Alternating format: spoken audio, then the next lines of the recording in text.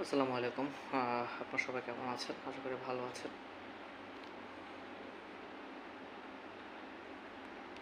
তো আসলে আমি যে কথাটা বলবো সেটা হচ্ছে ওসমান হাদি। ওসমান হাদি ভাই আসলে আমার মনে হচ্ছে বেঁচে নেই। কারণ হচ্ছে হাসনাত আবদুল্লাহর একটা কথা আপনারা খেয়াল করবেন যে হাসনাত আবদুল্লাহ বলেছে যে আমার হাদি ভাইকে যে গুলি মেরে ফেলেছে। তারপর হচ্ছে আরেকটা জিনিস খেয়াল করবেন, গতকাল আজ সকাল সিঙ্গাপুরের থেকে ডক্টর একটা ভিডিও দেখলাম। সেটাতে হচ্ছে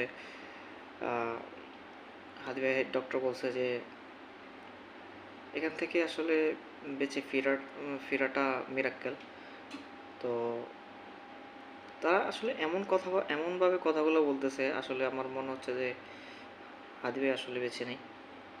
তারপর হচ্ছে আরেকটা কথা শুনলাম, সেটা হচ্ছে হাদি ভাই স্ট্রোক করেছে, হার্ট অ্যাটাক করেছে, যে যার সমস্যাটা। তো উনি অলরেডি প্রথমে একবার দুইবার হার্ট অ্যাটাক করছে, এখন 3বার। তো তার ব্রেন যে ড্যামেজ ওইটা আরও ফুলে গেছে। তো সব কিছু মিলে আসলে হাদি ভাই কামব্যাক করাটা অনেক ডিফিকাল্ট ব্যাপার, যেটা তাদের কথা শুনে বুঝতে পারলাম। তো আমরা আসলে এটাই করতে পারি যে হাদি ভাইয়ের জন্য দোয়া করতে পারি, আল্লাহ যেন মিরাক্কেল কিছু ঘটায়। এবং কি আসলে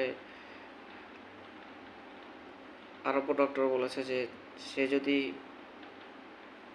মিরাক্কেল করে আল্লাহ তাআলা তাকে ফিরিয়ে দেয়, তাহলে হয়তো সে আগের মতো নরমাল হতে পারবে না। তারপর আমরা সবাই দোয়া করবো হাদি ভাইয়ের জন্য।